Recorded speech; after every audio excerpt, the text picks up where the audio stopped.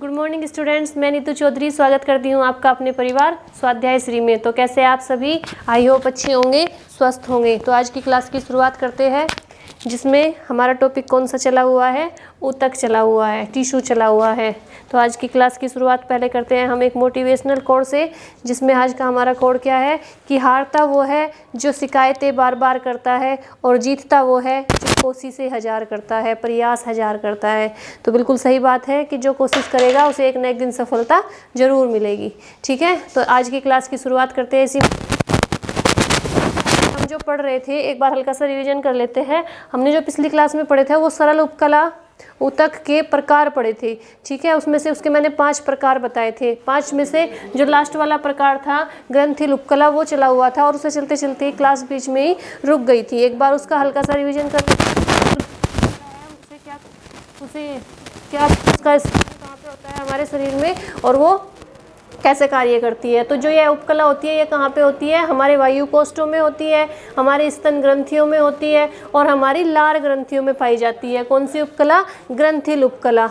ठीक है, फिर और कौन सा नेक्स्ट पॉइंट क्या आएगी? ये उपकला किसी ना किसी नए पदार्थ का उत्पादन करती रहती है। मतलब ये क्या करती है? हमारे शरीर में नए पदार्थों का उत्पादन करती रहती है। और कहाँ कहाँ पे होती है? वायु कोष्ठों में होती है और हमारी स्तन ग्रंथियों में होती है और हमारी लार ग्रंथियों में होती है। ये तो हो गया था सरल उपकला के 5 प्रकार।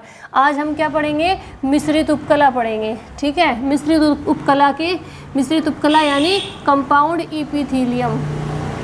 मैंने आपको क्या बताया था? सबसे पहले एक बार ऊतक से, टिश्यू से शुरू करते हैं कि समान रचना और समान कार्यों वाली कोशिकाओं के समूह को टिश्यू कहते हैं, ऊतक कहते हैं। इनका कार्य क्या होता है? ये हमारे शरीर के खोखले अंगों का निर्माण करती है, जैसे आमाशय, गर्भाशय, मस्तिष्क, गुर्दे। इन सारे अंगों का निर्माण कौन करते हैं? बहुत सारे टिश्यू मिलकर करते हैं, बहुत सारे ऊतक मिलकर करते हैं। ठीक है, उसके बाद मैंने आपको बताया था कि ये कितने प्रकार के होते हैं। 4 प्रकार के होते हैं। कौन कौन से प्रकार बताए थे मैंने आपको? उपकला ऊतक, संयोजी ऊतक, पेशीय ऊतक और नर्वस ऊतक यानी तंत्रिका ऊतक। ठीक है, उपकला ऊतक, पेशीय ऊतक, संयोजी ऊतक, connective tissue, muscular tissue, nervous tissue और उपकला ऊतक। 4 प्रकार बताए थे। उसमें से हमने सबसे पहले उपकला ऊतक के प्रकार पढ़े थे। उपकला ऊतक कितने प्रकार के होते हैं? 2 प्रकार के होते हैं। कौन कौन से? मिश्रित और सरल। सरल उपकला ऊतक कहाँ पे होते हैं? वो हमारे शरीर के ऐसे स्थानों पर पाए जाते हैं जहाँ पे टूट फूट के चांस बहुत कम होते हैं और ये उपकला बहुत ही नाजुक होते हैं। मिश्रित उपकला कहाँ पे होते हैं? मिश्रित उपकला जो होते हैं और जो सरल उपकला होते हैं वो कितनी परतों से बने होते हैं? एक ही परतों से बने होते हैं। मिश्रित उपकला क्या होता है? वो बहुत सारी परतों से बने होते हैं। जैसे मिश्रित के नाम से ही लगा है कि मिश्रित यानी बहुत सारी मिली जुली कोशिकाओं से की परतों से मिलकर बने होते हैं। तो आज हम कौन सा पढ़ेंगे? आज हम पढ़ेंगे मिश्रित उपकला। मिश्रित उपकला के कितने प्रकार होते हैं? 5 प्रकार होते हैं। कौन कौन से होते हैं? अंतर्वर्ती उपकला यानी इसे इंग्लिश में क्या बोलते हैं? Transition epithelium. सेकंड होता है श्रृंगी स्तरीय उपकला, श्रृंगी स्तरीय सल्की उपकला, stratified squamous cornified epithelium. Next है असरंगी स्तरित सल्की उपकला, stratified squamous non cornified epithelium. Fourth है स्तरित स्तंभाकार उपकला, स्ट्रेटिफाइड कॉलमनर इपिथीलियम। और लास्ट 5 नंबर पे है रोमक स्तरित स्तंभाकार उपकला यानी स्ट्रेटिफाइड कॉलमनर सिलिएटेड इपिथीलियम। ठीक है, तो मिश्रित उपकला के कितने प्रकार होते हैं? 5। और सरल उपकला के कितने प्रकार होते हैं? 5। हम पढ़ चुके हैं। ठीक है, तो आज हम सबसे पहले क्या पढ़ेंगे? मिश्रित उपकला पढ़ेंगे। ठीक है, इसे आप मेरे साथ साथ ही नोट डाउन करते रहेंगे। मिश्रित उपकला हेडिंग डालेंगे, मिश्रित उपकला। मिश्रित उपकला यानी कंपाउंड इपिथीलियम। ठीक है, तो यह कितनी परतों से मिलकर बनी होती है? जैसे मैंने सरल उपकला बताया था आपको, वो कितनी परतों से? 1 परतों से मिलकर बनी होती है। यह कितनी परतों से मिलकर बनी होती है? फर्स्ट पॉइंट क्या लिखेंगे? यह उपकला, मेरे साथ साथ लिखते रहे, यह उपकला कोशिकाओं की अनेक परतों से मिलकर बनी होती है। कोशिकाओं की अनेक परतों से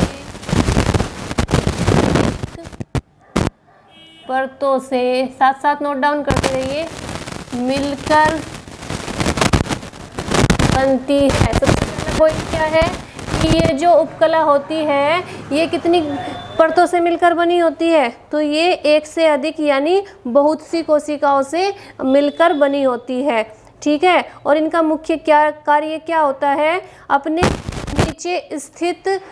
नीचे जो स्थित होते हैं रचनाएं उनकी रक्षा करना होता है। सेकंड क्या लिखेंगे, इस उपकला का मुख्य कार्य, इस उपकला का मुख्य कार्य अपने नीचे स्थित रचनाओं की रक्षा करना होता है। अपने नीचे, इस उपकला के नीचे जो रचनाएं स्थित होती है उनकी रक्षा कौन करती है, मिश्रित उपकला करती है। ठीक है, इस उपकला का मुख्य कार्य अपने नीचे स्थित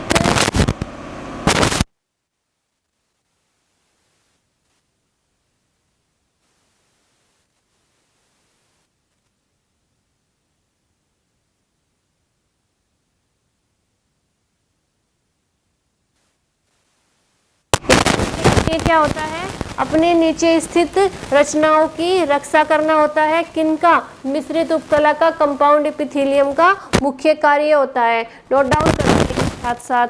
ठीक है, कितने प्रकार की होती है, तो प्रकार मैंने इसके आपको बता ही दिए। इसका सबसे पहले क्या है कि ये एक से अधिक कोशिकाओं की परत यानी एक से अधिक यानी बहुत सी कोशिकाओं की परतों से मिलकर बनी होती है।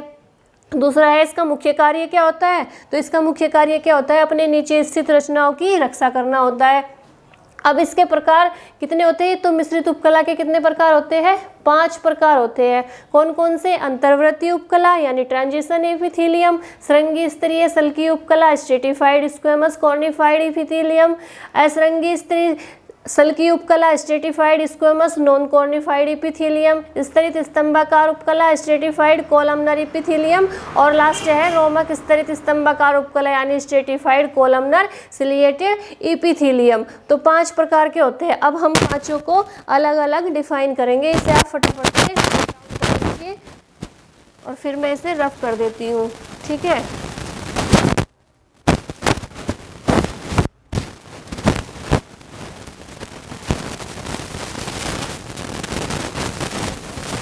सबसे पहले कौन सा लिखेंगे, सबसे पहले लिखेंगे अंतर्वृत्तीय उपकला। फर्स्ट नंबर पे हम अंतर्वृत्तीय उपकला को देखेंगे। अंतर्वृत्तीय उपकला, इसे इंग्लिश में क्या बोलते हैं, ट्रांजिशनल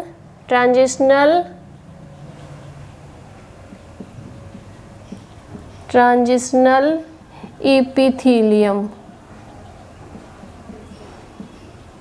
ठीक है, अब देखते हैं कि जो अंतर्वृत्तीय उपकला होती है ये कैसी होती है। सबसे पहला पॉइंट इसका क्या है कि यह 3-4 कोशिकाओं की परत से 3 से 4 कोशिकाओं की परत से मिलकर बनी होती है। फर्स्ट पॉइंट क्या लिखेंगे, यह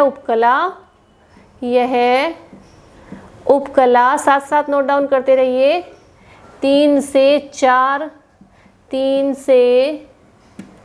4 कोशिकाओं की परतों से मिलकर बनी होती है। कोशिकाओं की परतों से मिलकर बनी होती है। तो कितनी परतों से मिलकर बनी होती है, 3 से 4 परतों से मिलकर बनी होती है। और इसमें जो परतें होती है वो कैसी होती है, कोशिकाएं चपटी टेढ़ी मेढ़ी आकार की होती है। इसमें जो कोशिकाएं होती है वो किस आकार की होती है, इसमें यानी इस उपकला में इसमें कोशिकाएं कैसी होती हैं, कोशिकाएं चपटी व टेढ़ी मेढ़ी आकार की होती है। टेढ़ी मेढ़ी आकार की होती है। एक तो सबसे पहले तो यह है कि कोशिका की जो परतें होती है वो कितनी कोशिकाओं की परतों से मिलकर बनी होती है? 3 या 4 परतों कोशिकाओं की परतों से मिलकर बनी होती है। दूसरा है कि जो इसमें कोशिकाएं होती है वो कैसे आकार की होती है? तो वो टेढ़ी मेढ़ी और चपटे आकार की होती है। ठीक है, दूसरा पॉइंट नोट कीजिए, फटाफट से नोट कीजिए, फिर मुझे इसे रफ करना है। ठीक है,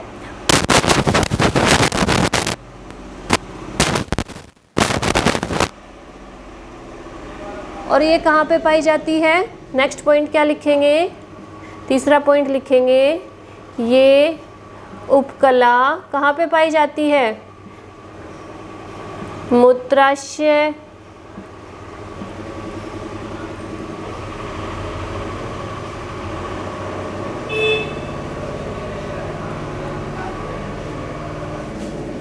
मूत्रमार्ग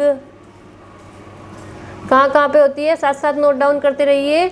ये कहाँ पे होती है? मूत्राशय, मूत्र नलियों, मूत्रमार्ग और गुर्दे की गोणिका में होती है। ठीक है, मूत्र नलियों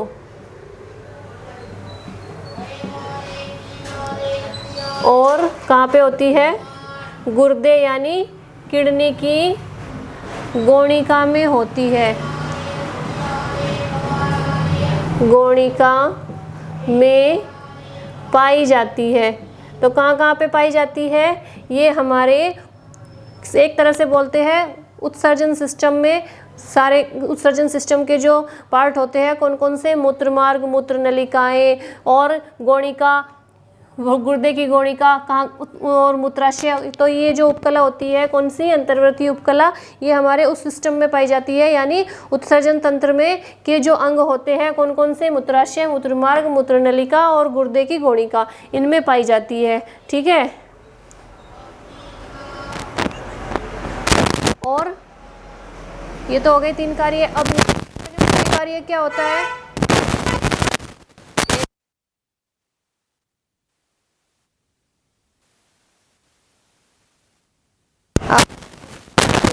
तो इनका जो मुख्य कार्य क्या होता है? वो हमारे शरीर से जो हमारे शरीर में जो उत्सर्जन पदार्थ होते हैं, जो बेकार पदार्थ होते हैं, उन्हें अवशोषित करने का कार्य होता है। इस उपकला का जो मुख्य कार्य होता है, नेक्स्ट पॉइंट क्या लिखेंगे? इस उपकला का मुख्य कार्य हमारे शरीर में उत्सर्जित पदार्थों का अवशोषण करना होता है। इस उपकला का मुख्य कार्य उत्सर्जित पदार्थों का अवशोषण करना होता है। उत्सर्जित पदार्थों का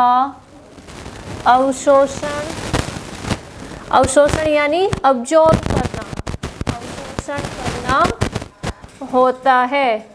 तो ये जो अंतर्वर्ती उपकला है, ट्रांजिशनल एपिथेलियम है, एक तो ये 3 से 4 कोशिकाओं की परतों से मिलकर बनी होती है।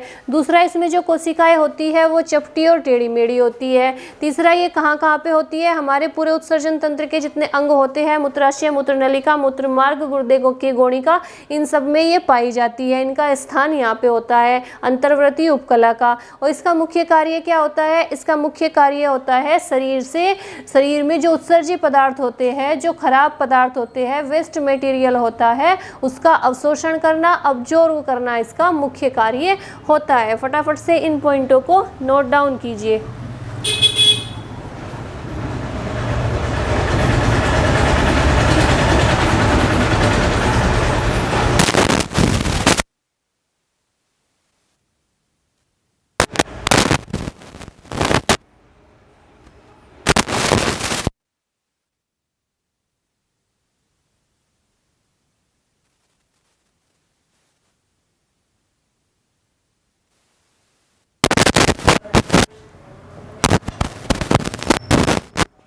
सेकंड क्या है?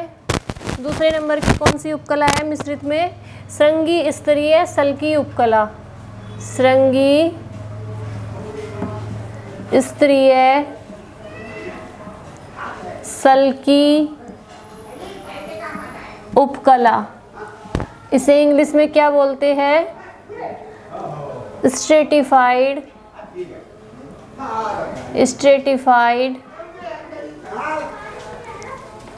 स्क्वामस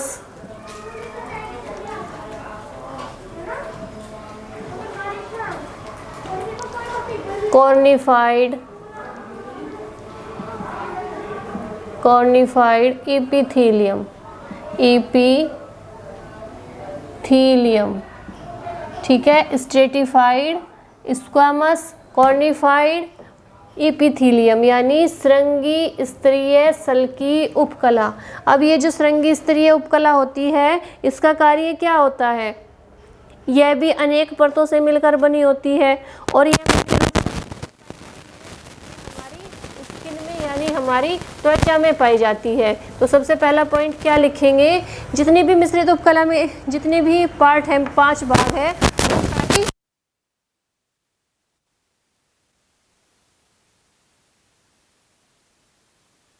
जितने भी पार्ट है मिश्रित उपकला के उसमें कितनी परतें होगी? 1 से अधिक ही परतें होगी, ठीक है। तो इसमें भी क्या लिखेंगे कि ये उपकला 1 से अधिक परतों से मिलकर बनी होती है, 1 से अधिक परतों से मिलकर बनी होती है, परतों से, साथ साथ लिखते रहिए मेरे, मिलकर बनी होती है। और कहाँ पे पाई जाती है? ये उपकला त्वचा में पाई जाती है, हमारी स्किन में पाई जाती है, ठीक है। त्वचा स्किन में पाई जाती है। सबसे पहले तो क्या है कि ये भी 1 से अधिक कोशिका की परतों से मिलकर बनी होती है। और दूसरा क्या है कि ये कहाँ पे पाई जाती है? हमारी स्किन में पाई जाती है। कहाँ स्किन में? हमारे बाल में, नाखून में, दांतों के इनेमल में, कहाँ पे? जैसे हमारे बाल, नाखून और दांतों का इनेमल क्या होता है? जो दांतों के ऊपर परत होती है उसे बोलते हैं इनेमल। मैंने आपको बताया था ना जब कोशिका पढ़ाई थी कि सबसे पहले उन्होंने जीवित कोशिका की खोज कहाँ पे की थी? कहाँ पे? दांतों के इनेमल में उन्होंने एक बैक्टीरिया को खोजा था जिसे जीवित कोशिका का जो सबसे पहला जो पानी के तालाब के पानी में और दांतों के इनेमल में सबसे पहले उन्होंने जीवित कोशिका की खोज की थी। जो दांतों के ऊपर जो परत चढ़ी होती है उसे बोलते हैं इनेमल। तो ये कहाँ कहाँ पे होती है? जैसे बाल में, नाखून में और दांतों के इनेमल में। वाइट सी परत चढ़ी होती है ना दांतों पे। जब आप दांतों की कभी सफाई कराने जाते हैं तो आपने देखा होगा कि जब वो पाइप से दांतों की सफाई करते हैं तो जब हम पानी बाहर निकालते हैं तो वाइट कलर का पानी आता है बाहर और वो उसे बोलते हैं इनेमल। उसके बाद दांत अंदर से बिल्कुल सफ़ेद निकलते हैं, एकदम वाइट। तो ये दांत होती है, बाल, नाखून दांतों के इनेमल में होती है, ठीक है।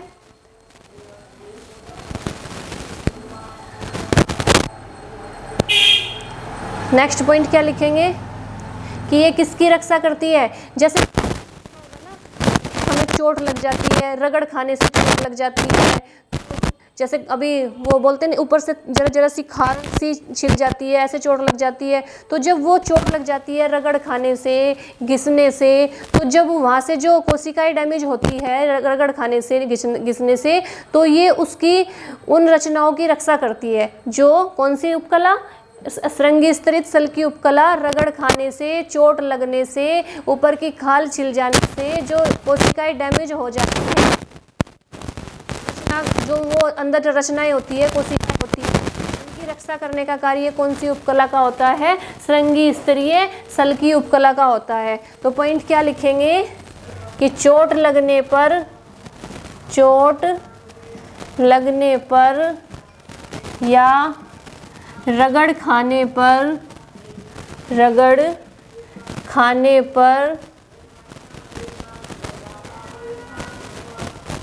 किसकी रचना करती है? रगड़ खाने पर जो डैमेज कोशिकाएं होती है उनकी नीचे स्थित रचनाओं की रक्षा करती है। नष्ट कोशिकाओं की रक्षा करती है, ठीक है।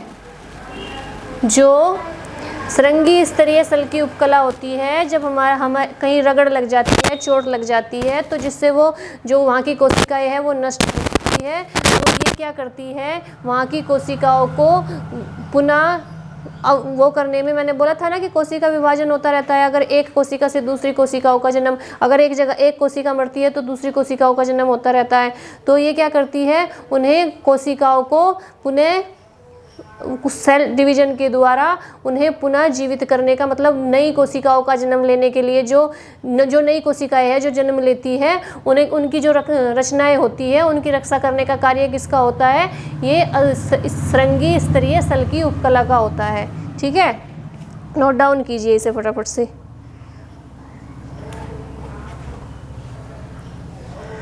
फिर नेक्स्ट लिखेंगे, हो गया। नेक्स्ट कौन सा है तीसरे नंबर का,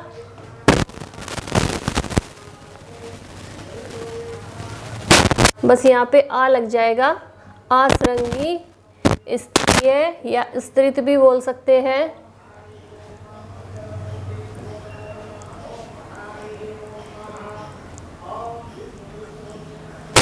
ठीक है, असरंगी तीसरे नंबर पे कौन सी है, असरंगी स्तरीय सल की उपकला, यानी stratified squamous non cornified epithelium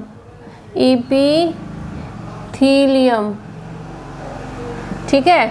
तो जो असरंगी स्तरीय उपकला होती है,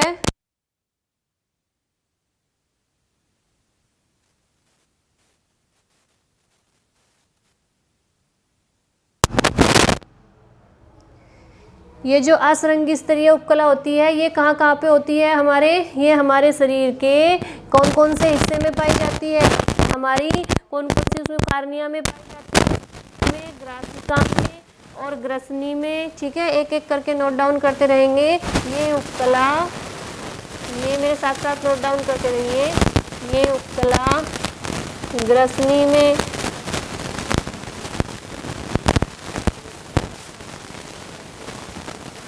ठीक है, गर्भाशय में, साथ साथ नोट डाउन करते रहिए। ये उपकला ग्रसनी, गर्भाशय और कहाँ पे, ग्रसिका, कार्निया,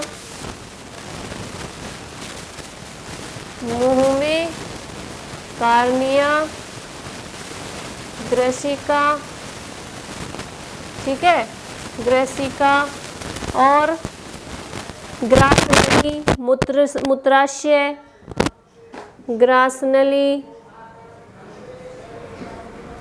मूत्राशय,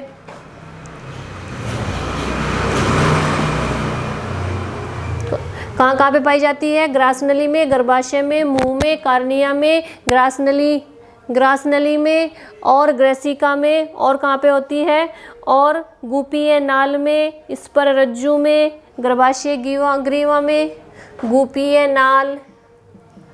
गुपीय नाल और स्पर्शरज्जु, ठीक है, स्पर्शरज्जु आदि में पाई जाती है। तो ये कला है असरंगी स्तरीय कला, कहाँ पे होती है, में होती है। जब मैंने आपको पाचन तंत्र बताया था तो ये सारी चीज़ें पढ़ाई थी, ठीक है। उसके बाद ये गर्भाशय में होती है, उसके बाद मुंह में, कार्निया में, ग्रसिका में, ग्रासनली में, मूत्राशय में, गुपीय नाल में, स्पर्शरज्जु में आदि जो उपकला है ये पाई जाती है, ठीक है। और इनका कार्य क्या होता है, इनका कार्य होता है अंगों को यांत्रिक सुरक्षा देना, ठीक है। क्या होता है इनका कार्य, नेक्स्ट पॉइंट लिखेंगे। इस उपकला का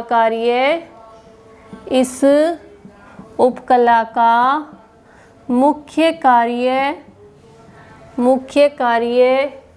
यांत्रिक अंगों को सुरक्षा देना है, ठीक है। नोट डाउन कीजिए इसे फटाफट से। इसका मुख्य कार्य क्या है, इसका मुख्य कार्य है यांत्रिक अंगों को सुरक्षा देना। और और ये क्या कहाँ पे पाई जाती है? ग्रसनी, गर्भाशय, मुंह, कार्निया, ग्रसनिका, ग्रासनली, मूत्राशय, गोपीय नाल, स्पर्शरज्जु और कहाँ पे होती है?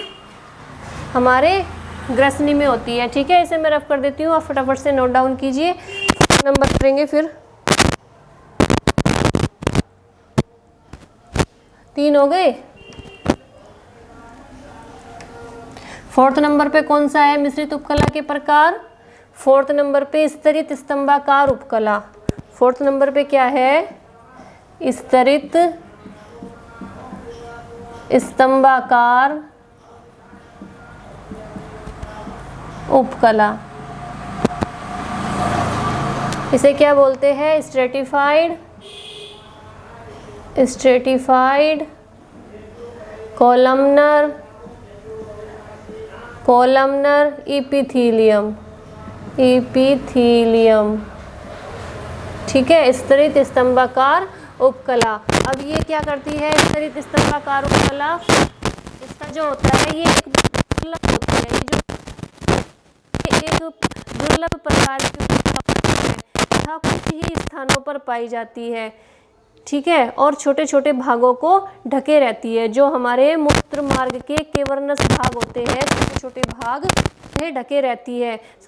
क्या है इस प्रकार की जो उपकला है वो दुर्लभ होती है। पहला पॉइंट क्या लिखेंगे?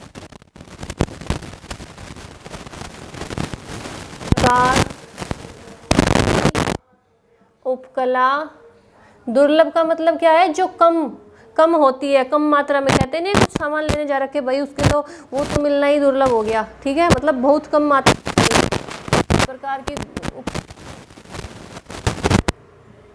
तथा शरीर के छोटे छोटे स्थानों पर पाई जाती है।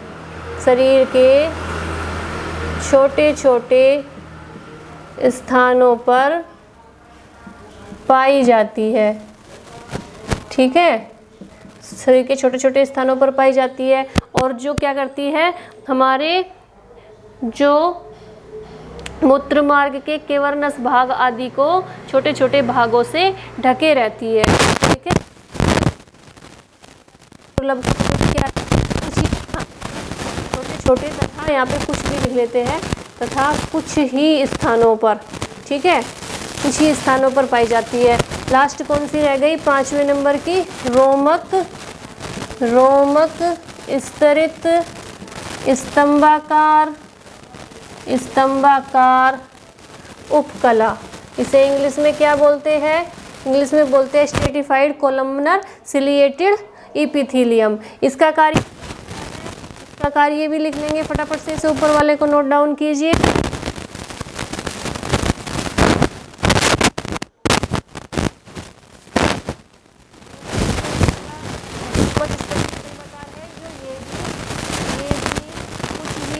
पाई जाती है, ये भी शरीर के कुछ ही भागों में पाई जाती है। जैसे कौन सी? हमारी तालू की नासा सतह पर्यंत आदि में पाई जाती है। जैसे तालू की नासा सतह और स्वरयंत्र जहाँ से हम बोल रहे हैं, स्वरयंत्र में पाई जाती है। ठीक है, कहाँ पे पाई जाती है? हमारी डाउन करते रहिए, हमारी कहाँ पे? स्वरयंत्र पाई जाती है।